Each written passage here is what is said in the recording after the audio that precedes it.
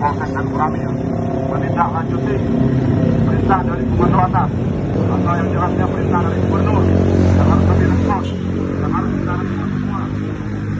Mulai malam ini pukul 20.30 sampai dengan pukul 05.30 untuk tidak ada aktivitas apapun, baik jual rokok, jual HP, jual kopi, jual obat, jual nasi, sama warung, kedai, kegiatan apapun ditiadakan setelah pukul 20.30 sampai dengan pukul 05.30. Saya harap kerjasama antara rekan-rekan warga kecamatan dengan kami untuk menindaklanjuti apapun yang sudah diperintahkan dari atas sana, dari pimpinan kita. Teman-teman untuk keselamatan kita semua.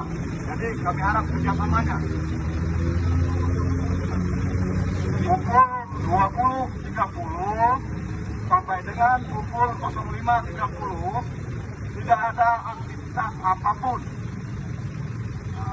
Kami harap kerjasamanya untuk melamio